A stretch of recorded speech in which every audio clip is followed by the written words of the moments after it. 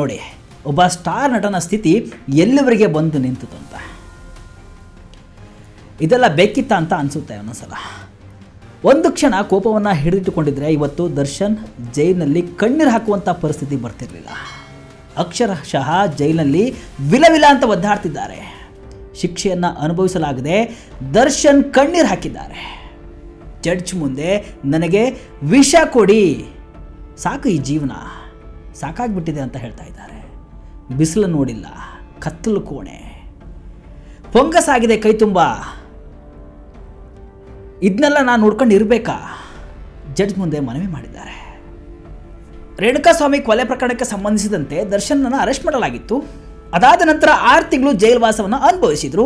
ತದನಂತರ ಬೆನ್ನು ನೋವು ಹೆಚ್ಚಾಗಿದೆ ಅಂತ ಹೇಳಿಬಿಟ್ಟು ದರ್ಶನ್ ಅವರು ಬೇಲನ್ನು ತೆಗೆದುಕೊಂಡು ಹೊರಗೆ ಬರ್ತಾರೆ. 9 ತಿಂಗಳು ಜೈಲಲ್ಲಿರ್ತಾರೆ. ಅದಾದ ನಂತರ ಮತ್ತೆ ಜೈಲಿಗೆ ಹೋಗ್ತಾರೆ. ಈ ಬಾರಿ ಜೈಲಲ್ಲಿ ಅವರಿಗೆ ನರಕ ಅಂದ್ರೇನು, ಜೈಲ್ ಅಂದ್ರೆ ಏನು ಅನ್ನೋದನ್ನ ಈ ಸಲ ದರ್ಶನ್ ಅವರಿಗೆ ಅನುಭವ ಆಗಿದೆ. ಕಳೆದ 1 ವಾರದಿಂದ ಅಂದರೆ ಕಳೆದ 15 ದಿನದಿಂದ ದರ್ಶನ್ ಅವರು ಜೈಲಲ್ಲಿ ನನಗೆ ಹಾಸಿಗೆ ದಿಂಬಾದರೂ ವ್ಯವಸ್ಥೆಯನ್ನು ಮಾಡಿ, ಮೆತ್ತನೆಯ ಹಾಸಿಗೆ ಆದರೂ ಕೊಡಿ ಅಂತ ಮನವಿಯನ್ನು ಮಾಡ್ತಾರೆ. ಆದರೆ ಅಲ್ಲಿದ್ದಂತಹ ಅಧಿಕಾರಿಗಳು ದರ್ಶನ್ ಅವರ ಮನವಿಗೆ ಸ್ಪಂದಿಸದೆ, ನೀವೇನೇ ಕೇಳದಿದ್ರು ಕೋರ್ಟನ್ನು ಕೇಳಿ ಸ್ವಾಮಿ, ನಾವು ಡೈರೆಕ್ಟಾಗಿ ಯಾವುದನ್ನು ಕೊಡಲು ಆಗಲ್ಲ, ಕೋರ್ಟಿಂದ ಆದೇಶ ಬಂದರೆ ಮಾತ್ರ ನಾನು ನಿಮಗೆ ಕೊಡ್ತೇವೆ ಅಂತ ಹೇಳಿದರು. ಅದರಂತೆ ದರ್ಶನ್ ಪರ ವಕೀಲರು ಕೋರ್ಟಿಗೆ ಅರ್ಜಿಯನ್ನು ಹಾಕ್ತಾರೆ. ಇವತ್ತು ಕೋರ್ಟ್ ಅರ್ಜಿ ವಿಚಾರಣೆ ಇತ್ತು. ವಿಡಿಯೋ ಕಾನ್ಫರೆನ್ಸ್ ಮೂಲಕ ದರ್ಶನ್ ಅವರು ಮತ್ತು ಉಳಿದ ಆರೋಪಿಗಳು ಹಾಜರಾಗಿದ್ದರು. ದರ್ಶನ್ ಅವರು ಹಾಜರಾಗ್ತಾರೆ. ಜಡ್ಜ್ಗೆ ಹೇಳ್ತಾರೆ.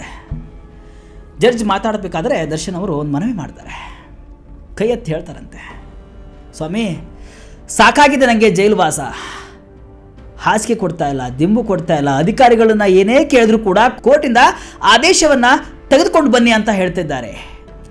ದಯವಿಟ್ಟು ನನಗೆ ಒಂದು ಸ್ವಲ್ಪ ವಿಷ ಕೊಡಿ, ಸಾಕಾಗಿದೆ ಈ ಜೀವನ ಅಂತ ಹೇಳ್ತಾರೆ. 30 ದಿನ ಆಯಿತು, ಬಿಸಿಲು ಹೆಂಗಿದೆ ಅಂತ ನೋಡಿಲ್ಲ, ಫಂಗಸ್ ಬಂದ್ಬಿಟ್ಟಿದೆ ಕೈಯೆಲ್ಲ, ಬಿಸಿಲನ್ನು ಕಾಣದೆ ಬೆಳಕನ್ನು ಕಾಣದೆ ಮೈಯೆಲ್ಲ ಫಂಗಸ್ ಆಗಿಬಿಟ್ಟಿದೆ ಅಂತ ಗೊಳೋ ಅಂತ ಕಣ್ಣೀರಿಡ್ತಾರಂತೆ. ಅರ್ಥ ಮಾಡ್ಕೊಳ್ಳಿ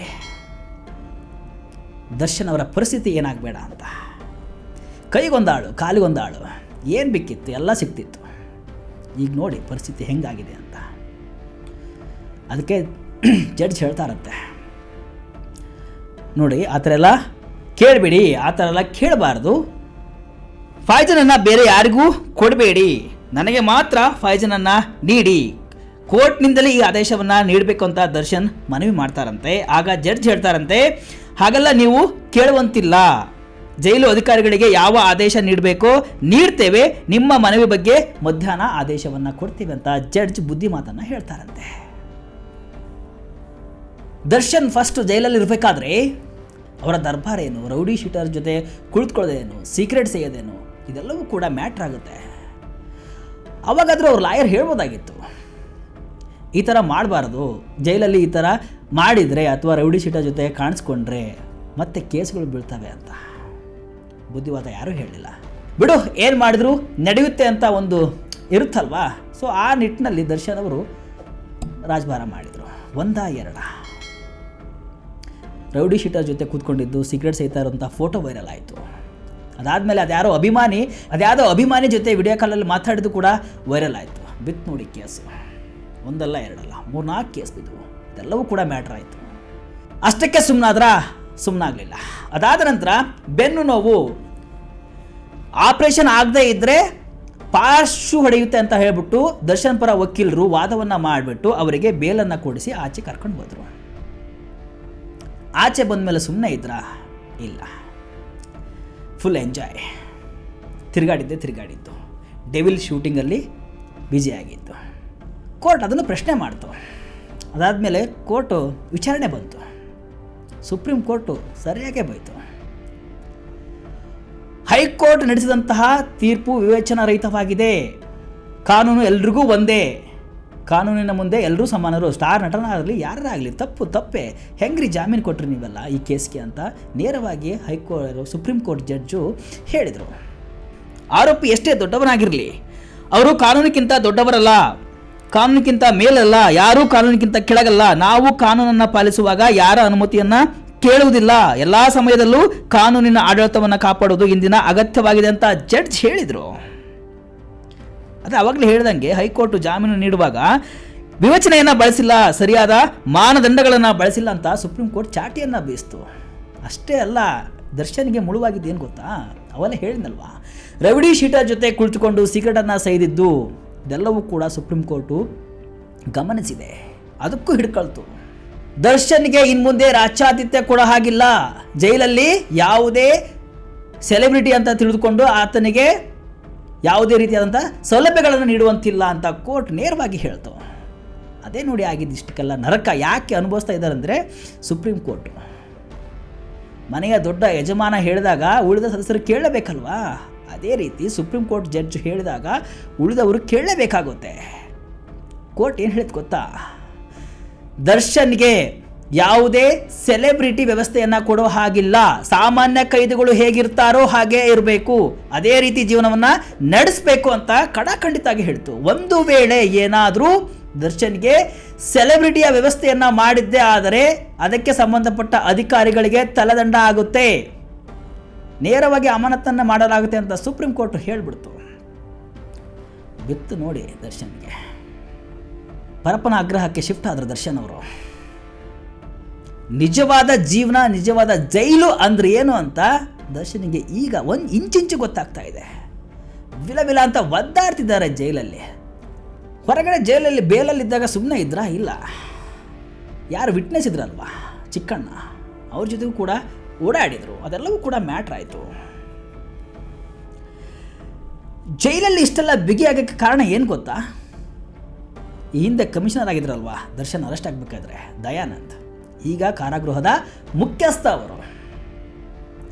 ಈ ಹಿಂದೆ ದರ್ಶನ್ ಕೇಸು ಇಲ್ಲಿಯವರೆಗೆ ತಂದು ನಿಲ್ಲುವುದಕ್ಕೆ ಕಾರಣ ಆಗಿದ್ದು ಕಮಿಷನರ್ ದಯಾನಂದ್ ಅವರು. ಅವರಿದ್ದಕ್ಕೆ ಈ ಕೇಸ್ ಇಲ್ಲಿವರೆಗೆ ಬಂತು ಅಂತ ಹೇಳ್ತಾರೆ ಪೊಲೀಸ್ ಮೂಲಗಳು. ಸೊ ಇವತ್ತು ಅವರೇನು ಬೆಂಗಳೂರು ಕಾಲ್ದುಳಿತ ಪ್ರಕರಣದಲ್ಲಿ ತಲೆದಂಡ ಆಗಿತ್ತು, ಅದಾದ ನಂತರ ಅವರು ಇಡೀ ಕರ್ನಾಟಕದ ಕಾರಾಗೃಹದ ಮುಖ್ಯಸ್ಥರಾದರು. ಕೋರ್ಟ್ ಹೇಳಿದ್ದಕ್ಕೂ ಇವರು ಕಾರಾಗೃಹ ಮುಖ್ಯಸ್ಥರಾದಕ್ಕೂ ಸರಿ ಆಯಿತು. ಕಾಗೆ ಬಂದು ಕೂರೋದಕ್ಕೂ ಕೊಂಬೆ ಮುರಿಯೋದಕ್ಕೂ ಸರಿ ಆಯಿತು. ಅಲ್ಲಿ ದರ್ಶನ್ ಸಿಗಾಕೊಂಡ್ರು, ಇಲ್ಲಿ ದರ್ಶನ್ ಸಿಗಾಕೊಂಡ್ರು.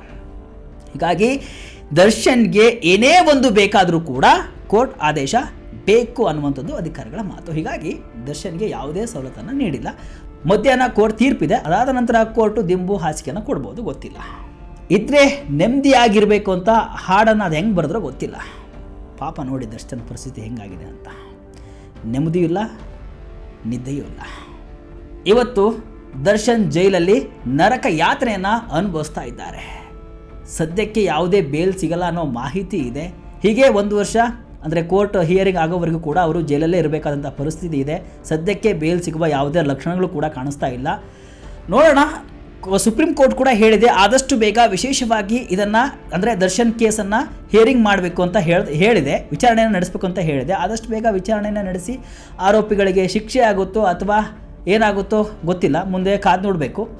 ಏನೇ ಆಗಲಿ, ಒಬ್ಬ ಸ್ಟಾರ್ ನಟನಿಗೆ ಇಂಥ ಪರಿಸ್ಥಿತಿ ಬರೋದು ನಿಜಕ್ಕೂ ಒಂಥರ ವಿಪರ್ಯಾಸ. ಯಾರೇ ಆಗಲಿ ಕೋಪವನ್ನು ಹಿಡಿದಿಟ್ಕೊಳ್ಬೇಕು. ಯಾರೋ ಏನೋ ಹೇಳ್ತಾರೆ, ನೀನೇ ಎಲ್ಲ, ನೀನೇ ದೊಡ್ಡವರು, ಅಣ್ಣ ನಿನ್ನ ಮುಂದೆ ಹಿಂಗೆಲ್ಲ ನಡೀತಾ ಇದೆ ಆದರೂ ನೀನು ಸುಮ್ಮನಿದೆಯಾ, ಇವೆಲ್ಲ ಮಾತುಗಳು ಬಂದಾಗ ಆವೇಶಕ್ಕೆ ಒಳಗಾಗಿ ಇಂಥ ತಪ್ಪುಗಳು ನಡೆದಾಗ ಈ ರೀತಿ ಅನುಭವಿಸ್ಬೇಕಾಗುತ್ತೆ. ಒಂದು ಕ್ಷಣ ದರ್ಶನ್ ಅವತ್ತು ಯೋಚನೆ ಮಾಡಿದರೆ ಇವತ್ತು ಜೈಲಲ್ಲಿ ಈ ರೀತಿಯಾದಂತಹ ನರಕ ದರ್ಶನವನ್ನು ಅನುಭವಿಸಬೇಕಾದಂತಹ ಸ್ಥಿತಿ ಬರ್ತಾ ಇರಲಿಲ್ಲ. ನೋಡೋಣ ಮುಂದೆ ಈ ಕೇಸ್ ಎಲ್ಲಿ ಹೋಗಿ ನಿಲ್ಲುತ್ತೆ ಅಂತ. ಇದಿಷ್ಟು ಇವತ್ತಿನ ವಿಶೇಷ. ಇದೇ ರೀತಿ ಹಲವು ವಿಶ್ಲೇಷಣೆ ಮಾಹಿತಿ ಅಷ್ಟೇ ಅಲ್ಲ, ಮನೋರಂಜನೆಯ ವಿಡಿಯೋಗಳಿಗಾಗಿ ವಿಜಯ ಕರ್ನಾಟಕ ವೆಬ್ಸೈಟ್, ಫೇಸ್ಬುಕ್ ಹಾಗೂ ಯೂಟ್ಯೂಬ್ ಪೇಜನ್ನು ಫಾಲೋ ಮಾಡಿ. ಧನ್ಯವಾದಗಳು.